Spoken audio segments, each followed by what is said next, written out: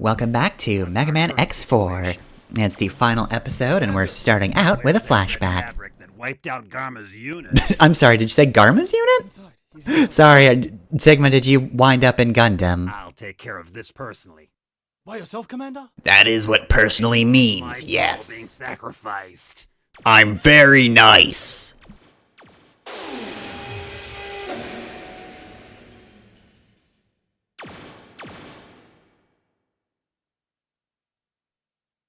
Alright, there he is. It's Feral Zero. Here he goes. Tell me what I'm fighting for! Oh no!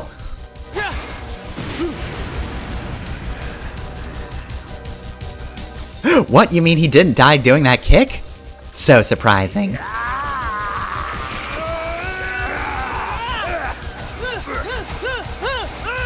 I could have subtitled all the ha's going on here, but I didn't. I'm sorry. Look, there's a lot of shouting. I think you get that.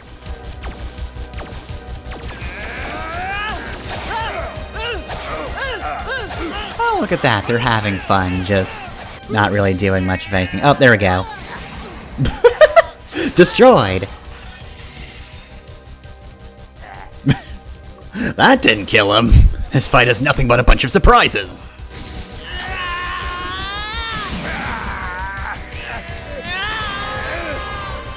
I mean, Sigma's got the bigger fist. I think he wins here. Oh, nope. It was a wash.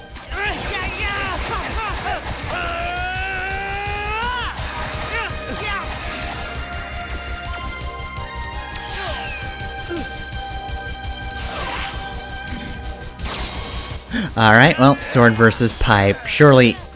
Okay. I was gonna say, surely Sigma's got this, but, like...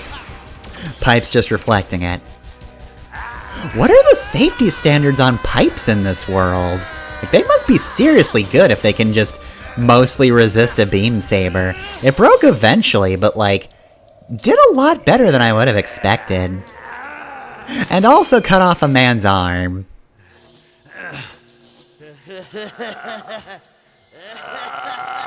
Oh no, that's my punching arm!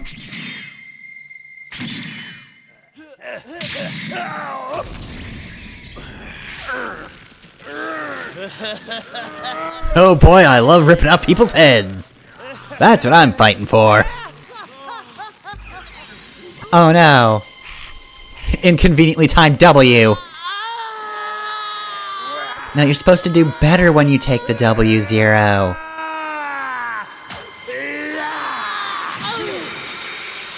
As it turns out, W actually stood for weakness.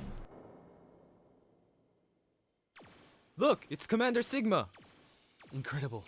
Now I'm certain there's no one who's a match for the Commander. Him and his two arms. Take that red Maverick to the repair center and call Dr. Kane. I wish to have that Maverick studied. What the fuck is up with that guy? Are you okay? I lost an arm! What do you think? Fucking shovel dingbat over here asking me the dumbest questions. Alright, and with that out of the way, Zero is still very sad about Iris, so it's time for X to save the day in Final Weapon, Stage 3. Ready! So this one's the boss rush. Yes, already. Yeah, I keep saying Final Weapon short, and I mean it.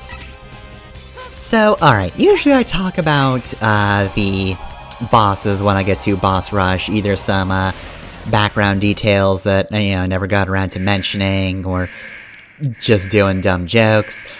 This time, though, I want to talk about the story of X4 as we do the boss refights, because I think X4 had the potential to be one of the better X plot lines, so I want slightly more time to talk about it outside of just the credits. But yeah, I say it could have been one of the best X storylines, but unfortunately, it really winds up not being that. It's for a few different factors. I feel like the first and most obvious one is the voice acting. So, back in Mega Man 8, I did say that I didn't mind that game having some goofier voice acting because it fits the whole very Saturday morning cartoon vibe of the classic series. It's definitely a lot less fitting here. I'm going to say it's funnier than the classic series' voice acting, because of how inappropriate it is, and just how... I don't know what to call the voice acting, like... It's kind of both over and underacting at the same time. It's really kind of impressive in its own way.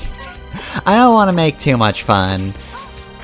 If I remember correctly, the voice actor for Zero didn't even really do much outside of this game, so it's not like a case of, this is a dedicated voice actor who, is really going through, some practice and maybe had a rough patch at the start. No, I kind of just did some voice acting, didn't really bother with it for any further. And again, I don't want to harp on that too much, but genuinely, the voice acting really isn't good, though. Like, that was not a well-done scene, and it's kind of the most important one in terms of this game's whole themes and the tone it's trying to set. So, when you get to that scene, and it's supposed to be the big thing, it's still the big thing, but for the wrong reason. It's the big thing because everybody remembers how dumb the voice acting is, and to be fair, the translation as well. Sorry, I just noticed his face, it's very goofy. But yeah, now the translation quality is also not great, and that doesn't do the game any favors. Again, you don't really notice it that much throughout the rest of the game, because it's kind of just business as usual, but... yeah, in terms of, like, the lines, they are... They could be better. Some of the syntax isn't great. In general, lines in this game just really don't have that much oomph. It is very much just, we translated this. We weren't given much of a budget to translate this. Capcom just said, put it in English, and that's all we did. But yeah, no, that doesn't help either. And it's a shame, because I think that X4, again, had some good potential. First three games are very much just, oh no, Mavericks are happening and that's bad. First game was very standard, second game was, oh, the Mavericks are gone, psych! And then third game was, oh, this time the Mavericks are gone, see, Dr. Doppler fixed everything, psych! Now he's in Maverick too. But this is the first game where we really don't know what a Maverick is per se, which is kind of a good thing and kind of a bad thing all at once. It is a theme that the X series will grapple with sometimes and never really have a true answer for. That it's kind of just like that. But yeah, this game introduces the idea that, like, we have a group that is labeled as Maverick, and I know I've said before that, like, there should be more, like, to the accusation. The fact of the matter is, yeah, it's an unfair labeling because Repliforce didn't do anything on that scene. But that being said, once they're labeled as Mavericks, there's nothing they can do about it other than rebel, I guess. Again, like, I really wish they did anything to, like, provide any context whatsoever. Just lend actual credence to this idea that they are being unfairly judged, because we only get to see the Reploid side of things, and look, sometimes you do need more context. Like, literally they could have just had one character be like, I don't know about that Replifor, seems like they were behind this whole thing. Because yeah, otherwise they do kind of seem unreasonable, or at the very least it's very contrived and then shoved under the rug that this whole thing happens. So I can take the plot point at face value, and from there I can say, like, yeah, no, their treatment is unfair. But, yeah, if there was just more context, I think this would have worked out really well, but there isn't. But other than that, though, like, yeah, there's this whole idea that Repliforce is named Mavericks, but, like, they're not necessarily evil, though. Most of what they do throughout the game is just protect things. Like, they are protecting weapons, sure, but they're not usually on the offensive. Like, I think Storm Owl is one of the few cases where you could be like, alright, they do have a bunch of airships, they could weaponize those. But like, other than that, it's pretty much just, here's them protecting weapons that they're not necessarily using. Oh, here's a convoy that's carrying supplies. Oh no, how evil. How dare they carry supplies? They're Mavericks for sure. Kill them, X and Zero. So yeah, there is an element of this whole thing is unfair and unjust. And I think there's also a factor of, like, because Repliforce is a military force, you know, you're probably supposed to side-eye them a little bit there. I mean, look, I named the title of this thread just as a reference to the later Metal Gear Solids, Outer Heaven by Reploids for Reploids, and that part of the Metal Gear Solid series also asks the question, like, hey, is it really a good idea to have completely neutral military organization that works for their own interests? And in that case, you know, it's a lot more muddy, I think, because Big Boss is a little more on the offensive and also has a walking robot that fires nukes. Maybe that's not great. And I mean, I guess to be fair, Repliforce also wanted to colonize a thing called Final Weapon that is a large weapon that could, as we now know, blow up the Earth. So, there is a little bit of gray area there in that they're a military force. But Maverick Hunters are also a military force. We also have very strong military, well, maybe not military might, but X and Zero are very strong and kill Mavericks very well. So, like, I can kind of see why they would resent us going after them to that extent. And there's also just the fact that, like, look, I don't want to do any, like, real-world comparisons, because that's kind of gauche, but you can't really have a not-armed rebellion, because the people you're rebelling against are armed. It's just, you know, the fact that they're a military force in the first place that's, you know, kind of makes you side-eye them a little bit. If they were just normal Reploid citizens, maybe you wouldn't question them as much.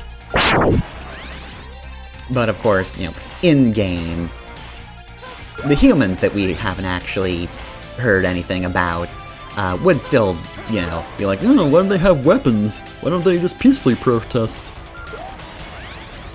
Why are the humans Kermit the Frog? but yeah, it would, in story, it would still be a problem. The moment you pick up a gun, you are judged to be a threat, so it would still go bad for Repliforce. Other than that, though, there's also just the idea of Iris.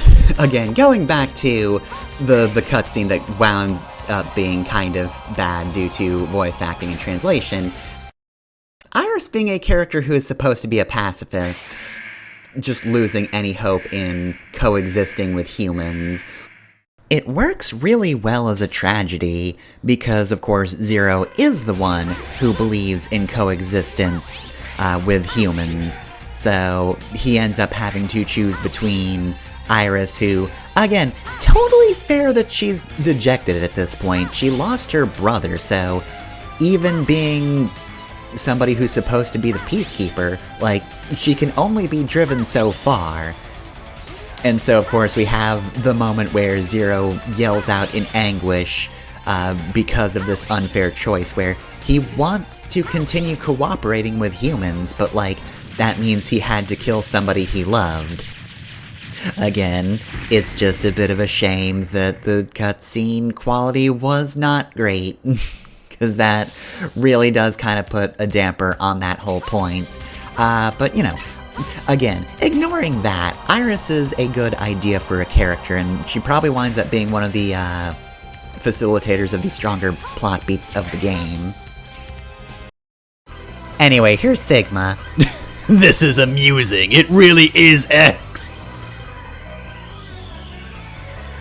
By the way, Sigma's cutscene in Zero's version is very funny. That's where the flashback comes in. If you're playing as Zero, it'll play in the middle of the scene. However, my favorite part about that is Sigma introduces that cutscene by being like, Heh, don't you remember I used to be the leader of the Maverick Hunters? and then after the cutscene plays, he's like, Whoa, Zero, you were a Maverick? like, motherfucker, you introduced the flashback scene. Why are you saying that with a question mark? You already know that. You were there. You lost an arm at that point. So like I said, they are not the most interested in the plot of this game, clearly, and the translation could use a little bit of work. I feel like that was probably a weird job right there. Alright, well, for some reason, Final Weapons Core looks like that, and I don't know why. Are you ready for your final journey? Not really. Okay, Sigma First Form. So he's really not too difficult because his weakness kinda chumps him. Rising Fire is not particularly useful. Like, it wasn't good against Frost Walrus, even though that was his weakness, but Sigma is the perfect target for this attack. Guess it's kind of, either ironic or fitting, I don't know which, that Sigma's gonna be taken down by the weapon of the guy who specifically joined Sigma. Like, he was quote-unquote part of Repliforce, but like, only so he could fight X. And also, I feel like if Repliforce knew that Magma Dragoon was behind the whole thing with Sky Lagoon, they probably would have killed him. I don't think they appreciate that. It's kind of why they were given the Mark of Death by the humans in the first place. Alright, second form of Sigma is actually pretty difficult. It will be difficult to avoid his attack. It's another one of those fights where he's kinda just all over the place forever. Yeah, right here he's gonna start sending boomerangs after you, I guess? Or parts of the scythe, whatever those are. Either way, yeah, no, he's a very active boss, and I don't feel like his attacks fit together the best. I mean, this is very easy to dodge right here. I can stand clear of all of his attacks right now, but yeah, when he's doing everything else, like attacking the ground, throwing boomerangs, yeah, that stuff chains together very awkwardly. It does not make for a comfortable dodge at all, but I still got him in the end.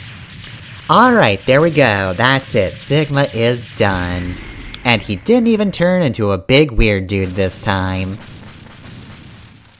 Wait a minute, my big weird dude senses are tingling. Hi?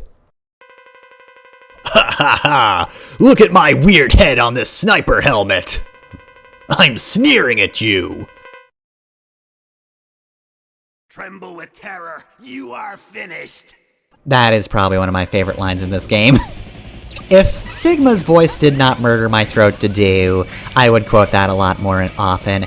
Anyway, this boss is a fucking nightmare. The song that plays during this one is cool as hell. This game's Sigma Second is amazing. And it does kind of imply a very intense battle, which is sort of this fight. I would say a lot of things are going on right now, and they don't really stop happening. However, I'm really not a fan of the fact that this boss has 2 health meters, and this guy gets his own health. Because this attack phase is really, well, not this specific one. His other version of the attack that he does, the alternate attack, rather, that's a better way to phrase that. That one's annoying as hell and really hard to hit him. Sniper phase is... I'm sorry, I love him just saying, "The end!" It's so good. God, I love Sigma's voice and lines in this game. Anyway, though, yeah, no, Sniper phase is easy. This phase has so few iframes, and this attack is a fucking nightmare to dodge. Like, you can shoot the rocks, but they come out of nowhere and very quickly. Chances are they're going to take you by surprise, and then hit you. And normally that's not a big deal. If you play the rest of the battle pretty safely, it's not so bad. If that's the only thing you get hit by, you might need a energy tank, but you should be able to survive it. But considering I'm doing a no-hit run, boy did this make me not want to do a no-hit run, because that attack is just garbage to dodge. But yeah, now this is the reason I don't like this fight exactly. It's just, it takes a while. This is a long fight. And again, cool song, but because he doesn't share a health bar, and both phases have their own HP, that means the decapitated garbage head just takes far too long to kill. Like, look at his health in comparison. I have barely chipped into that at all. Yeah, there's so few times to actually hit him, even with the plasma shot, which, I will say, plasma shot is definitely the preferable attack to use here. I like the other one that, you know, you can stock charges, but being able to rapidly hit him is kinda useful. I'm not gonna say it's gonna save this fight, but you can do a little bit extra damage a little early if you have the right timing. Which I did not for half this fight. And of course, since he's sucking you in, you don't want to destroy that first head. Oh, and by the way, if you're wondering, no, you can't permanently destroy the heads. To be fair, some of them do help you out. Like right here, you can hide on top of them and try to evade the gunshot like that. Other times, they block you from being eaten by a big garbage Sigma head.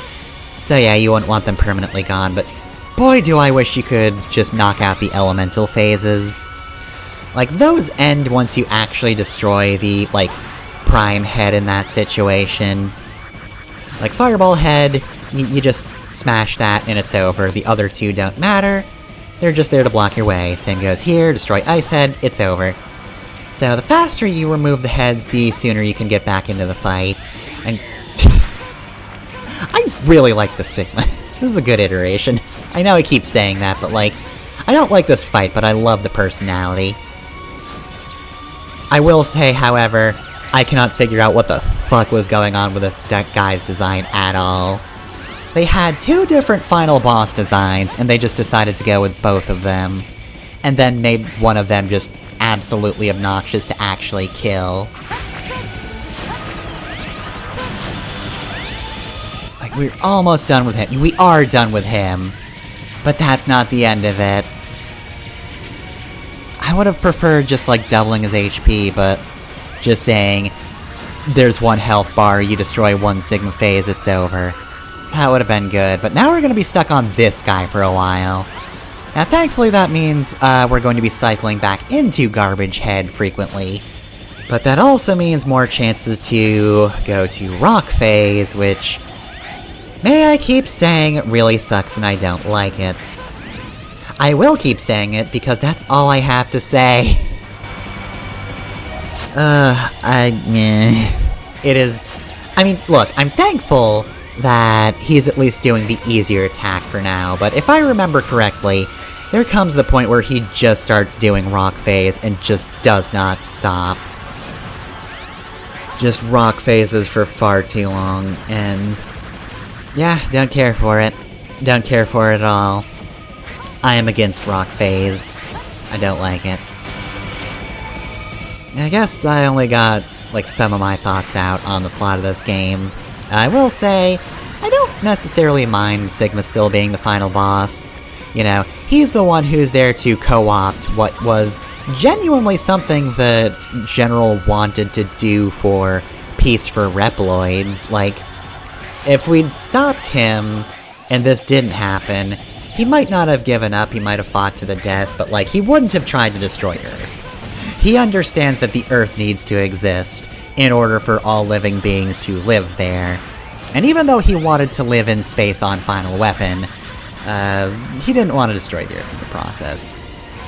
Like, he is genuine to what he said at the start. Like, he didn't want to actually harm the humans, he just wanted to fight against having to be under them if they were just gonna say, hey, you're a Maverick at the drop of a hat. Entirely fair.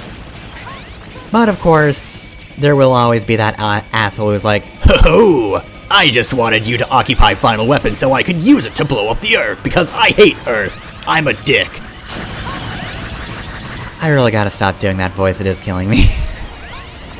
I understand why that voice doesn't really appear in anime anymore, even though it is one I'm fond of.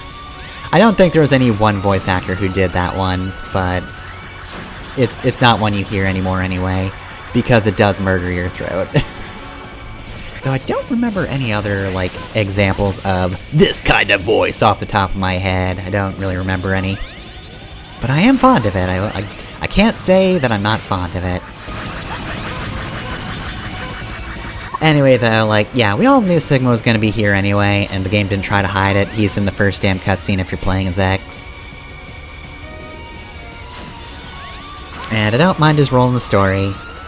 And I definitely don't mind his, at least first, designs. Again, I'm confused as to what this final boss is really supposed to be. It's just an amalgamation of random shit, so I can't say I like that one, but like, Grim Reaper Sigma's actually pretty cool. This is a good design, I like it.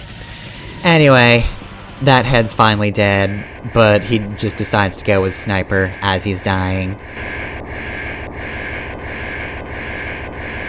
Also, if I remember correctly, I think Zero probably does slightly more damage, but like, not enough to make me want to actually fight the final boss as Zero. I got up to that cutscene and I stopped there, because good lord, this final boss is hard enough as X. I don't want to have to get up close and personal for this one, that just sounds like a whole load of garbage. Alright, well then, nothing can stop Final Weapon. That sounds bad, but I guess we can double check it, just in case. Hey, why doesn't the background here look like a Satan? Why isn't that consistent in all the generators? The weapon can be stopped with my body. But then you'll gulp. Well, it seems like, to the very end, General, is honorable. Oh, don't ask for forgiveness and call it foolishness. I think to a certain... I'm sorry, just the way he animated there was hilarious. He just does a little hop! Anyway, don't feel bad. I think it was kind of fair. If a little contrived, in terms of what actually frames this narrative.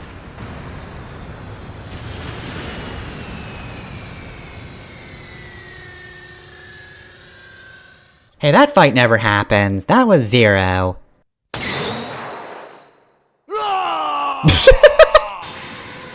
You weren't there for that either. I assume when double transformed it looked like this.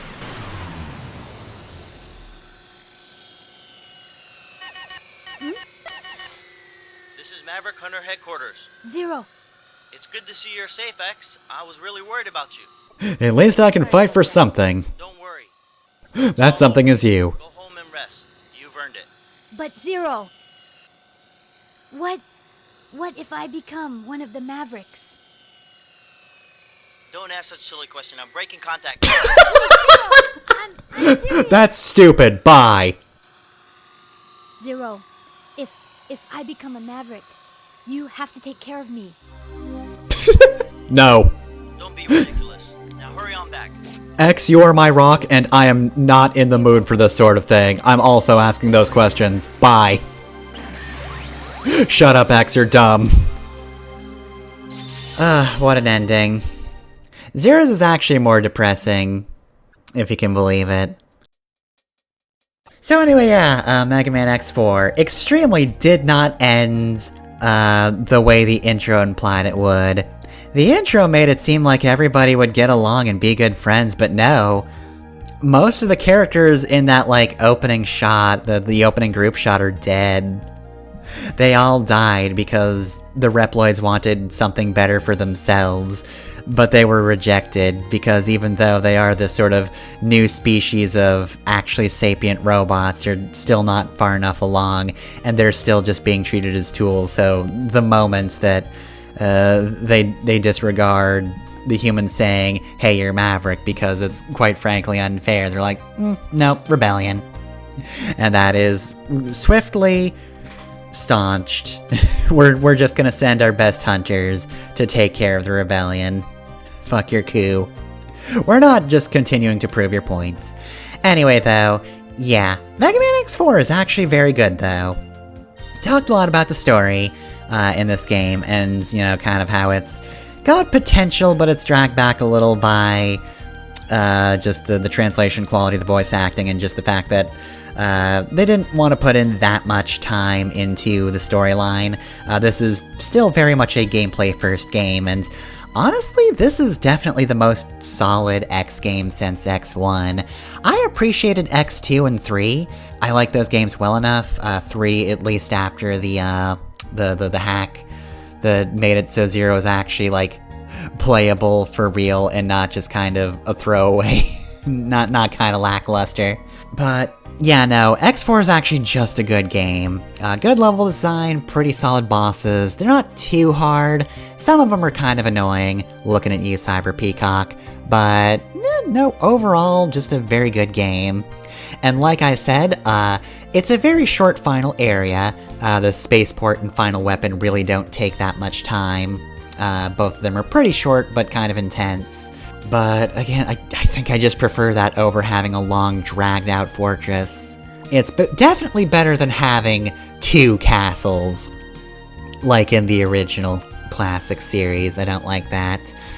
But the music's also good. It is a really good-looking game, too. I love the design of this game. The sprites are amazing, the backgrounds are really well done. That's kind of just a continuation of Mega Man 8. I also said that game looked good too, but X4 also does look very distinct from Mega Man 8 too, while still looking amazing. So yeah, very solid game.